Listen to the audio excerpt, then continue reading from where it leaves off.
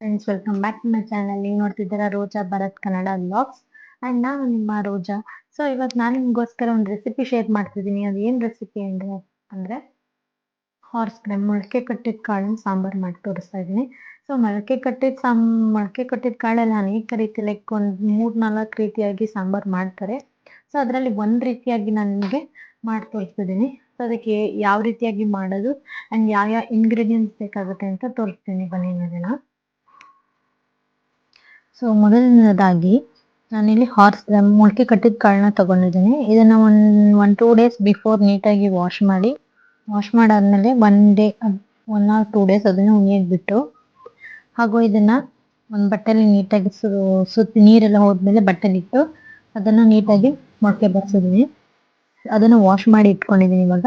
ಮತ್ತೆ ಇಲ್ಲಿ ಅರಿಶಿಣ ಪುಡಿ, ಮತ್ತೆ ಧನಿಯಾ ಪುಡಿ, ಮತ್ತೆ ಖಾರದ ಪುಡಿ ತಗೊಂಡಿದ್ದೀನಿ ಇಲ್ಲಿ. ಇದೆಲ್ಲ ನಾನು ಮನೇಲಿ ಬಿಡಿಸಿರುವಂಥದ್ದು. ಆ್ಯಂಡ್ ಇಲ್ಲಿ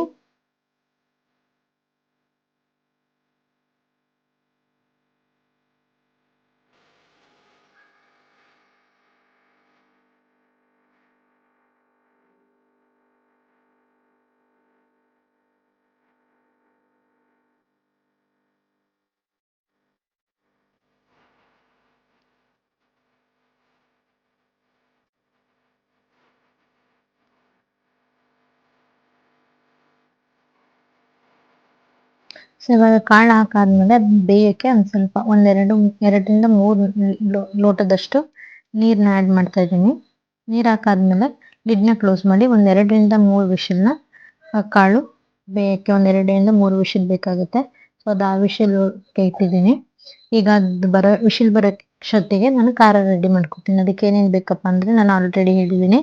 ಇವಾಗ ನಾನು ಕಾಯಿ, ಬೆಳ್ಳುಳ್ಳಿ ಮತ್ತೆ 3 ಟೊಮೆಟೊ ತೊಗೊಂಡಿದ್ದೀನಿ. ಅದ್ರಲ್ಲಿ 2.5 ಟೊಮೆಟೊನ ರುಬ್ಬಕ್ಕೆ ಹಾಕೋತೀನಿ. 2 ಪೀಸು ಅದೇ ರೀತಿಯಾಗಿ ಇಟ್ಕೋತೀನಿ, ಕಟ್ ಮಾಡಿ ಹಾಕ್ತೀನಿ ಅದನ್ನ. ಈಗ ಇಷ್ಟನ್ನು ರುಬ್ಕೊಳ್ಳೋಣ. ಈಗ ರುಬ್ಬಾದ್ಮೇಲೆ ಇದಕ್ಕೆ ಧನಿಯಾ ಪುಡಿನ ಆ್ಯಡ್ ಮಾಡ್ತಿದ್ದೀನಿ. 2 ಸ್ಪೂನಷ್ಟು ಧನಿಯಾ ಪುಡಿ ಹಾಕ್ತಾ ಇದ್ದೀನಿ. ಅದಾದ್ಮೇಲೆ ಮತ್ತೆ ಇವಾಗ 1.5 ಸ್ಪೂನಷ್ಟು ಖಾರದ ಪುಡಿ ಕೂಡ ನಾನು ಇದಕ್ಕೆ ಆ್ಯಡ್ ಮಾಡ್ತಾ ಇದ್ದೀನಿ. ಇವಾಗ ಇದು ಸ್ವಲ್ಪ ಖಾರ ಇದೆ, ಅದಕ್ಕೆ ಸ್ವಲ್ಪ ಖಾರದ ಪುಡಿ ಕಡಿಮೆ ಹಾಕ್ತಿದ್ದೀನಿ. ನಿಮ್ಗೆ ಎಷ್ಟು ಖಾರ ಬೇಕು ಅಷ್ಟು ನೀವು ಖಾರದ ಪುಡಿನ ಹಾಕೊಡಿ. ನಾರ್ಮಲ್ ವೆಜ್ ಸಾರಿಗೆ ಕಡಿಮೆ ಖಾರನೇ ಸಾಕು, ಮೀಡಿಯಮ್ ಆಗಿರುತ್ತೆ. ಮತ್ತೆ ಇವಾಗ ನಾನು ಸ್ವಲ್ಪ ಅರಿಶಿಣ ಪುಡಿ, 1/2 ಸ್ಪೂನಷ್ಟು ಅರಿಶಿಣ ಪುಡಿನ ನಾನು ಇದಕ್ಕೆ ಆ್ಯಡ್ ಮಾಡ್ಕೊತಾ ಇದ್ದೀನಿ. ಅದಾದಮೇಲೆ ಅದನ್ನು ಮತ್ತೆ ಫೈನ್ ಪೇಸ್ಟ್ ಮಾಡ್ಕೊಳ್ಳೋಣ. ಅದಾದಮೇಲೆ ಇವಾಗ ಕಾಳು ವಿಷಲ್ ಬಂದಾಗಿದೆ. ಈಗ ನಾನು ರುಬ್ಬಿರೋಂಥ ಮಿಶ್ರಣ ನಾನು ಇದಕ್ಕೆ ಆ್ಯಡ್ ಮಾಡ್ಕೊಳ್ಳೋಕ್ಕಿಂತ ಮುಂಚೆ ಇಲ್ಲೇನು ಟೊಮೆಟೊ ಇಟ್ಕೊಂಡಿದ್ನಲ್ಲ ಅದನ್ನು ಇಲ್ಲಿ ಆ್ಯಡ್ ಮಾಡ್ಕೊತಾ ಇದ್ದೀನಿ. 2 ಪೀಸ್ ಟೊಮೆಟೊ ಇಟ್ಕೊಂಡಿದ್ನಲ್ಲ, ಹಾಫ್ ಟೊಮೆಟೊ ಅದನ್ನು ಆ್ಯಡ್ ಮಾಡ್ತಾ ಇದ್ದೀನಿ.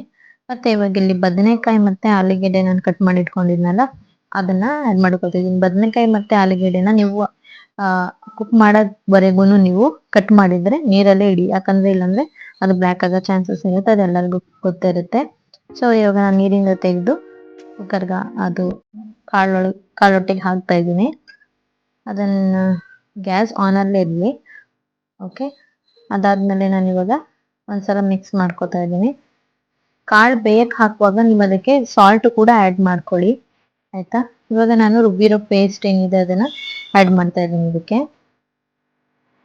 ಮತ್ತು ಎಷ್ಟು ನೀರು ಬೇಕು, ನಿಮ್ಗೆ ಎಷ್ಟು ಥಿಕ್ನೆಸ್ ಬೇಕು ಅಷ್ಟು ನೀರನ್ನ ಆ್ಯಡ್ ಮಾಡ್ಕೊಳ್ಳಿ. ನೀರು ಹಾಕಾದ್ಮೇಲೆ ಮತ್ತೆ ಒಂದು ಸ್ವಲ್ಪ ಮಿಕ್ಸ್ ಮಾಡಿ 2 ಸೆಕೆಂಡ್ಸ್ ಎಲ್ಲ ನೀಟಾಗಿ ಎಲ್ಲ ಮಿಕ್ಸ್ ಆದ. ಮತ್ತು ನಾನು ನಿಮಗೆ ಹಾಗೆ ಕುಕ್ ಮಾಡ್ಕೋತೀನಿ ಅಂದರೆ ಹಾಗೆ ಕುಕ್ ಮಾಡಿ, ಇಲ್ಲ ಸ್ವಲ್ಪ ನೀಟಾಗಿ ಎಲ್ಲ ಕುಕ್ ಆಗಬೇಕು ಅಂದರೆ ನೀವು ಒಂದು ವಿಷಲ್ ಓಡಿಸ್ಕೊಬೋದು. ಸೊ ನಾನು ಹಾಗೆ ಕುಕ್ ಆಗೋದಕ್ಕಿಂತ ಬೇಗ ಕುಕ್ ಆಗುತ್ತಲ್ಲ ಅಂತ ಹೇಳಿ ಒಂದು ವಿಷಲ್ ನಾನು ಈಗ ಅದನ್ನ ಕುಕ್ ಮಾಡ್ಕೊತಾ ಇದ್ದೀನಿ. ನಾನು ವಿಷಲ್ ಹಾಕೋಕ್ಕಿಂತ ಮುಂಚೆ ಇನ್ನೊಂದ್ಸಲ ಸಾಲ್ಟ್ನ ಹಾಕ್ತಾ ಇದ್ದೀನಿ ಎಷ್ಟು ಬೇಕು ಅಂತ. ಸೊ ಟೆಸ್ಟ್ ಮಾಡಾದ್ಮೇಲೆ ನಾನು ಇನ್ನೂ ಸ್ವಲ್ಪ ಉಪ್ಪನ್ನ ಹಾಕೋತಾ ಇದ್ದೀನಿ. ಅದಾದಮೇಲೆ ಲಿಡ್ ಕ್ಲೋಸ್ ಮಾಡಿ 1 ವಿಷಲ್ ಇದು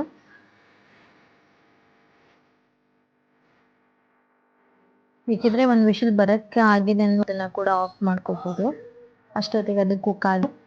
ಸೊ ಇವಾಗ ನಂದು 1 ವಿಷಲ್ ಎಲ್ಲ ಬಿಟ್ಟು ನೀವು ನೋಡ್ತಾ ಇರ್ಬೋದು. ಸೊ ಇವಾಗ ಇದಕ್ಕೆ ಒಗ್ಗರಣೆ ಹಾಕಬೇಕಲ್ಲ. ಇದಕ್ಕೆ ಯಾವ ರೀತಿಯ ಗೊಬ್ಬರನೇ ಹಾಕೋದು, ಏನೇನು ಹಾಕೋದು ಅಂತ ನಿಮ್ಗೆ ತೋರಿಸ್ತೀನಿ ಬನ್ನಿ. ಇವಾಗ ನಾನು ಇದಕ್ಕೆ ಒಂದು ಚಿಕ್ಕದು ಕಡಾಯಿ ಬಟ್ಟಲ್ಲಿ ಇರುತ್ತಲ್ಲ ಅದನ್ನ ಇಡ್ತಾ ಇದ್ದೀನಿ. ಸೊ ಅದಕ್ಕೆ ಇವಾಗ ನಾನು ಸ್ವಲ್ಪ ಹೀಟ್ ಆಗೋಕ್ಕೆ ಇಟ್ಟಿದ್ದೀನಿ. ಅದು ಹೀಟ್ ಆದಮೇಲೆ ನಾನು ಇವಾಗ ಅದಕ್ಕೆ ಆಯಿಲ್ನ ಆ್ಯಡ್ ಮಾಡ್ತಾ ಇದ್ದೀನಿ. ಎಷ್ಟು ಒಂದು 3 ಸ್ಪೂನ್ಸ್ ಅಷ್ಟು ಆಯಿಲ್ ಹಾಕ್ಕೊಳ್ಳಿ ಸಾಕು. 3 to 4 ಸ್ಪೂನು. ಓಕೆ, ಯಾಕಂದರೆ ನಾವು ಕೋಕೋನಟ್ ಹಾಕಿರ್ತೀವಲ್ಲ ಅದರಲ್ಲಿ ಆಯಿಲ್ ಅಂಶ ಇರುತ್ತೆ. ಇದನ್ನು ಸ್ವಲ್ಪ ಕಡಿಮೆ ಹಾಕೊಳ್ಳೋಣ. ಅದಾದಮೇಲೆ ಅದು ಹೀಟ್ ಆಗಲಿ. ಅದು ಸ್ವಲ್ಪ ಬಿಸಿ ಆದಮೇಲೆ ನಾವು ಸಾಸಿವೆ ಹಾಕ್ಕೊಳ್ಳೋಣ. ಒಂದು 1/2 ಸ್ಪೂನಷ್ಟು ಸಾಸಿವೆ ಹಾಕೋಣ. ಸೊ ಅದು ನೀಟಾಗಿ ಸಿಡಿಬೇಕು. ಅದು ಸೌಂಡ್ ಬರ್ತಾ ಇದೆ ಅನ್ನುವಾಗ ನಾವು ನೆಕ್ಸ್ಟ್ ಐಟಮ್ ಹಾಕೋಣ. ಸಿಡಿಯೋವರೆಗೂ ಬೇರೆ ಏನು ಹಾಕೋದು ಬೇಡ.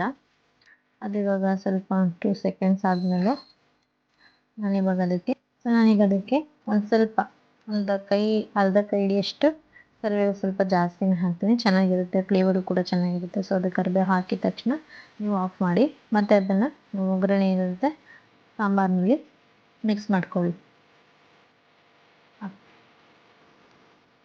ಒಂದ್ಸಲ ಅದನ್ನು ನೀಟಾಗಿ ಮಿಕ್ಸ್ ಮಾಡ್ಕೊಳ್ಳಿ.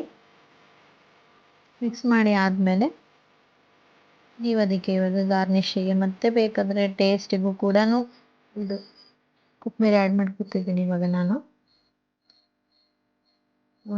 ಸ್ವಲ್ಪ ನಿಮ್ಗೆ ಬೇಕಷ್ಟು ಕೊತ್ತಂಬರಿ ಆ್ಯಡ್ ಮಾಡಿದ್ರೆ ಮೊಳಕೆ ಕಟ್ಟಿದ ಸಾಂಬಾರು ರೆಡಿ ಆಗುತ್ತೆ. ಸೊ ಓಕೆ ಫ್ರೆಂಡ್ಸ್, ಸಾಂಬಾರು ಯಾವ ರೀತಿಯಾಗಿ ಮಾಡೋದಂತ ನೋಡಿದ್ರಿ ಅಲ್ವಾ. ಸೊ ಸಾಂಬಾರು ತುಂಬಾನೇ ಟೇಸ್ಟಿಯಾಗಿದೆ. ನೀವು ಕೂಡ ಟ್ರೈ ಮಾಡಿ ಮನೆಯಲ್ಲಿ, ಹಾಗೂ ಯಾವ ರೀತಿಯಾಗಿತ್ತು ಟೇಸ್ಟ್ ಅಂತ ನನಗೆ ಕಮೆಂಟ್ ಮಾಡಿ. ಮತ್ತೆ ನೀವೇನಾದ್ರೂ ನನ್ನ ಚಾನೆಲ್ನ ಫಸ್ಟ್ ಟೈಮ್ ನೋಡ್ತಿದ್ರೆ ನನ್ನ ಚಾನೆಲ್ಗೆ ಸಬ್ಸ್ಕ್ರೈಬ್ ಆಗಿ, ಹಾಗೂ ನಿಮ್ಮ ಫ್ಯಾಮಿಲಿ ಫ್ರೆಂಡ್ಸ್ಗೂ ಕೂಡ ನನ್ನ ವಿಡಿಯೋನ ಶೇರ್ ಮಾಡಿ ಆ್ಯಂಡ್ ನನ್ನ ವಿಡಿಯೋಗೆ ಲೈಕ್ ಮಾಡಿ. ಆ್ಯಂಡ್ ಹಾಗೆ ಅಲ್ಲಿ ಕಾಣುವಂಥ ಬೆಲ್ ಬಟನ್ನ ಕ್ಲಿಕ್ ಮಾಡಿದ್ರೆ ನಾನು ಹಾಕುವ ಪ್ರತಿಯೊಂದೊಂದು ನ್ಯೂ ರೆಸಿಪಿ ಆಗಿರ್ಬೋದು, ನ್ಯೂ ವ್ಲಾಗ್ಸ್ ಆಗಿರ್ಬೋದು, ನಿಮಗೆ ನೋಟಿಫಿಕೇಶನ್ ಬರುತ್ತೆ.